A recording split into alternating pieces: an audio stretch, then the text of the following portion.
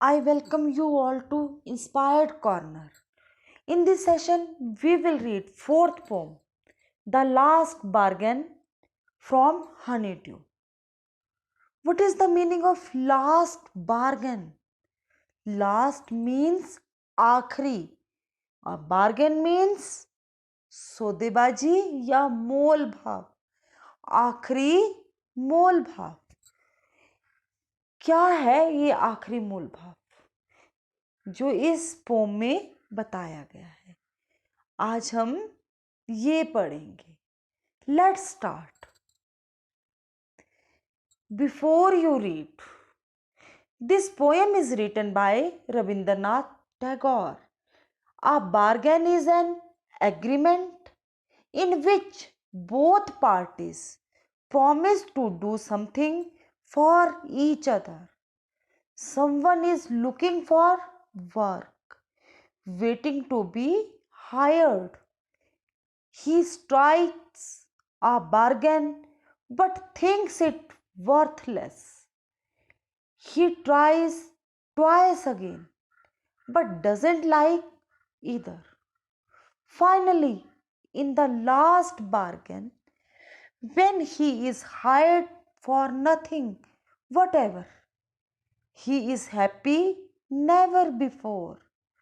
What is bargain and why is the best? Before you read, इस pome को पढ़ने से पहले हम जानेंगे कि ये किस बारे में है और इस पोम को किसने लिखा है. This poem is written by Rabindranath Tagore.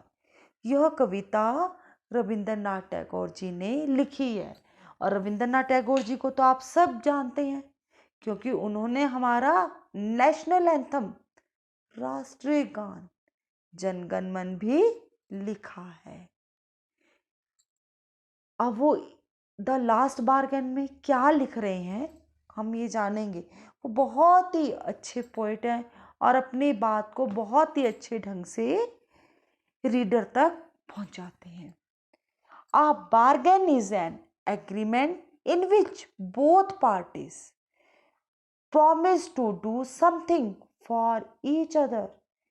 एक बार्गेन एक तरह का एग्रीमेंट होता है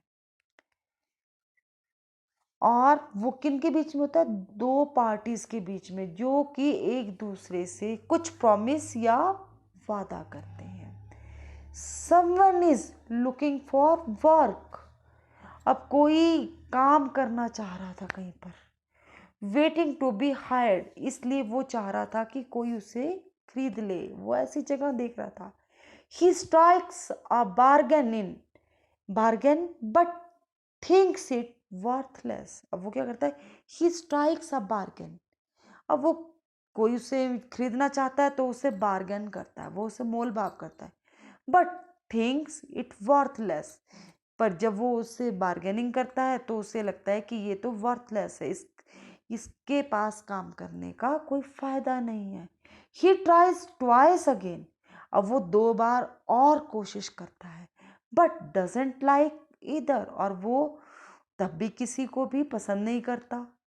फाइनली, आखिरकार, इन द लास्ट बार्गेन, आखिरी मोल भाव में, when he is hired for nothing whatever, जब उसे बिना किसी चीज के ही खरीद लिया जाता है. he is happy never before. वो इतना खुश होता है जितना कि आज तक नहीं हुआ था, अभी तक नहीं हुआ था. what is bargain and why is the best? ये क्या मोल भाव था, क्या ये बार्गेन था और ये क्यों बेस्ट था, क्यों सबसे अच्छा मोल भाव था. इस पोम में हम ये जानेंगे. Let's start the pome. Come and hire me, I cried, while in the morning I was walking on the stone paved road. while in the morning, while in the morning का मतलब है in the morning, जब प्रातः काल के समय. कवि क्या कह रहा है? प्रातः काल के समय I was walking on the stone paved road.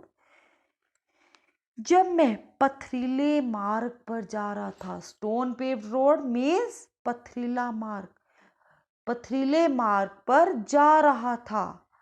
I cried, मैं चिल्लाया। कम एंड हायर मी, आओ और मुझे हायर कर लो, मुझे खरीद लो। अब क्या बोल रहा है कवि कि सुबह के समय जब मैं पथरीले रास्ते पर जा रहा था तो मैं चिल्लाता जा रहा था कि कोई आओ और मुझे खरीद लो। अब वो क्यों चाह रहा था ऐसा, और उसी समय क्या होता है, और पहले तो हम ये बात कर रहे थे क्यों चाह रहा था, क्योंकि कवि कहीं किसी के पास काम करना चाहता था, इसलिए वो चाहता था कि कोई उसे खरीद ले और वो उसके पास वर्क करे, काम करे। उसी समय अब क्या होता है, sword in hand the king came in his chariot. उसी समय एक राजा अपने हाथ में तलवार लिए अपने रथ पर आता है। अब देखो आपको पिक्चर में भी दिख रहा है कि अपने जो घोड़ा गाड़ी है, अपना जो उसका घोड़े वाला रथ है, उस पे राजा हाथ में तलवार लिए आ रहा है। He held my hand and said, I will hire you with my power. अब वो क्या करता है राजा, He held my hand। अब कवि बता रहा है कि वो मेरा हाथ पकड़ लेता है, कि कौन, राजा मेरा हाथ पकड़ लेता है। एंड said, और कहा उसने, I will hire you with my power। मैं तुम्हें अपनी शक्ति के बल पर खरीद लूंगा। अब राजा क्या कर रहा है, राजा ने उसका हाथ पकड़ लिया है कवि का और कहा कि मैं अपनी शक्ति के बल पर, विद माय पावर, पावर होती है शक्ति, अपनी शक्ति के बल पर तुम्हें खरीद लूंगा। But his power counted for not, not होता है nothing, but his power counted for not, परंतु उसकी जो शक्ति है उसकी वो किसी भी गिनती में ना थी, मतलब वो बेकार थी। काउंटेड फॉर नॉट, उसकी शक्ति बेकार थी। And he went away in his chariot, और वह अपने रथ पर दूर चला जाता है। अब जब राजा ने कवि को वर्कर के रूम में बुलाया, पकड़ा, उसकी बाजू पकड़ी कि मैं तुम्हें अपनी शक्ति के बल पर खरीद लूंगा, तो अब वो वर्कर बार्गेनिंग करता है और वो क्या कहता है कि आपकी जो शक्ति, आपकी जो पावर है, काउंटेड फॉर नॉट, कि वो बेकार है। और जब ऐसा सुनता है तो and he went away in his chariot, और राजा ये सुनकर दूर चला जाता है। In the heat of the mid day, अब दोपहर का समय आ जाता है। The houses stood with shut doors, दोपहर के समय क्या है कि सूर्य की गर्मी बहुत ज्यादा है। In the heat of the mid day, दोपहर को गर्मी बहुत ज्यादा होती है ना सूर्य, तो उस समय क्या था, the houses stood with shut doors, जितने भी घर थे उन सबके दरवाजे बंद थे, कोई भी दरवाजा खुला नहीं था। मतलब जितनी भी पॉसिबिलिटीज थी, जितनी भी, वो सारी की सारी बंद हो चुकी थी। आई वांडर्ड अलोंग द क्रूक्ड लेन, और मैं उस समय तपती दोपहर में एक बल खाती गली में जा रहा था। अब कवि क्या कह रहा है, दोपहर के समय मैं एक तपती बल खाती गली में जा रहा था। क्रूक्ड होती है बल खाती, मतलब टेढ़ी मेढ़ी सी गली।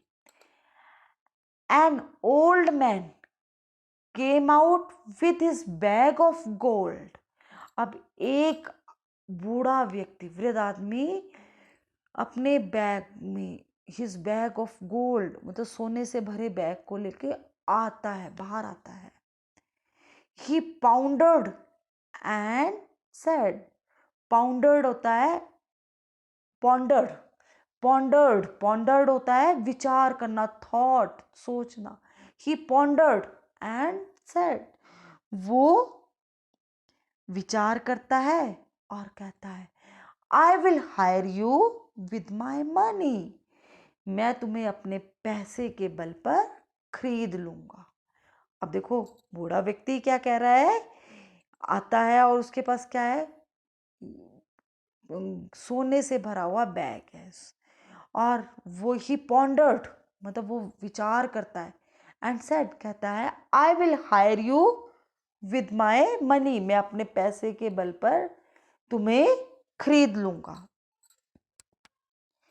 ही weighed his coins one by one, अब वो क्या कहता है, वेद एक एक करके अपने सिक्कों को गिनता है। बट आई टर्न्ड अवे, परंतु मैं दूर चला जाता हूँ, क्योंकि मुझे वहां भी उससे बार्गेनिंग करना पसंद नहीं आया। He weighed his coins one by one, वो अपने पैसों को एक एक करके सिक्कों को गिनता है। बट आई टर्न्ड अवे, मैं दूर चला जाता हूँ। इट वॉज इवनिंग, अब शाम का समय हो जाता है। The garden has was all a flower, मतलब अब जो गार्डन है पूरी की पूरी जो फेंसिंग है वो फ्लावर से, फूलों से भरी पड़ी है, जैसा कि आपको पिक्चर में दिखाई दे रहा है।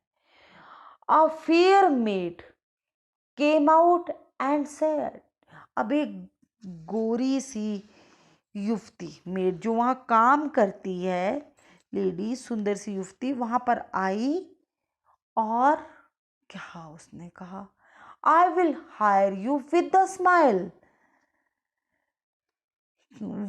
कि मैं तुम्हें एक मुस्कान के बदले में खरीद लूंगी। अब वो क्या कह रही है, एक सुंदर सी गोरी युवती आती है और आई और उसने कहा कि मैं तुम्हें, आई will hire you with the smile, मैं एक मुस्कान के बदले में तुम्हें खरीद लूंगी। मतलब एक मुस्कान क्या होता है, मुस्कुराहट, मुस्कुराना, हंसना, हल्का सा बिना आवाज के हंसना। He smiled, paled and melted into tears, परंतु कुछ समय बाद उसकी जो स्माइल है, जो उसकी मुस्कुराहट है, पीली पड़ जाती है और आंसू में बदल जाती है। अब क्या होता है, उसकी जो मुस्कुराहट है मुरझा जाती है और वो आंसुओं में बदल जाती है। And she went back alone into the dark, और वह अकेली ही अंधेरे में चली जाती है। इसका मतलब क्या है कि अब रात हो जाती है। अब देखो सबसे पहले एक उसे कौन आता है, मिलता है, किंग मिलते हैं, और वो उसे किसके बल पर खरीदना चाहते हैं, अपनी पावर के बल पे वर्कर को, पर वो वहाँ उन्हें मना कर देता है कि उनकी पावर क्या है, बेकार है। उसके बाद एक ओल्ड मैन अपने धन के उस पे बल पे खरीदना चाहते हैं। फिर एक मेड, एक मतलब युवती, एक जो बाग में काम करने वाली लेडी है, वो उसे स्माइल के बदले में खरीदना चाहती है, परंतु उसकी स्माइल भी क्या हो जाती है, पीली पड़ जाती है, मुरझा जाती है और आंखों में आंसू आ जाते हैं, और वहाँ भी बार्गेनिंग कंप्लीट नहीं होती है। The sun glistened on the sand, अब ग्लिस्टन क्या होता है, शॉन, चमकता है, चमकना। अब रात होने के बाद क्या होती है, दोबारा से सुबह आती है।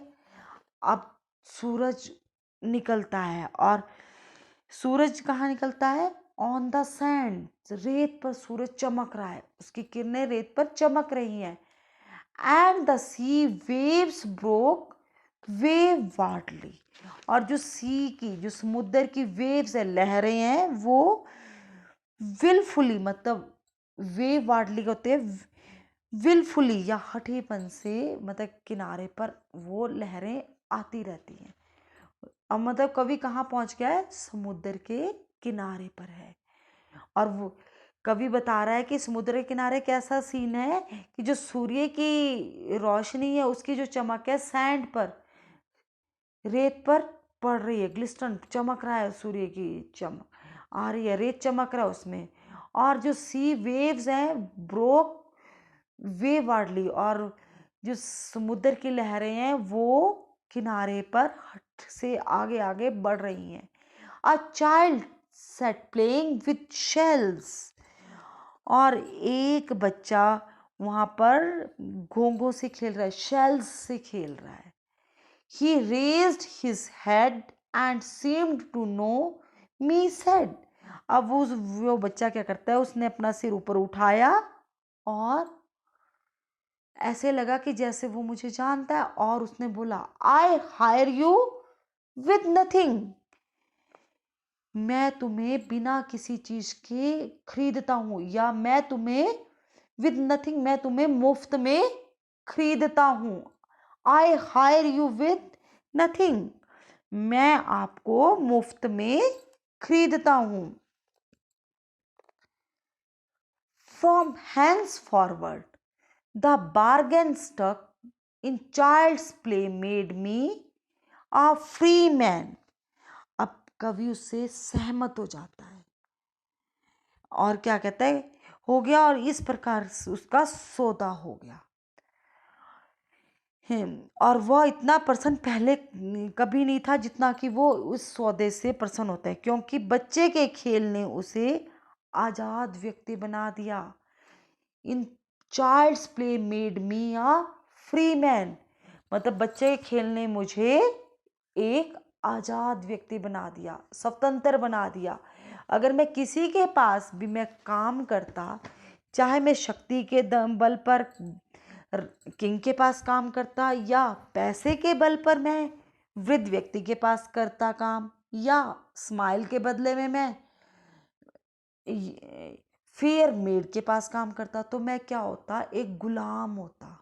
पर अब मैं कैसा था, स्वतंत्र था, एक मैं फ्री था, मेरा जो दिल आए मैं वो कर सकता था। इस बात ने मुझे इतनी खुशी दी, कितनी खुशी कभी भी मेरे फेस पर कभी भी मुझे पहले महसूस नहीं हुई थी। Thank you everyone for listening my lesson. I hope you all like my this chapter.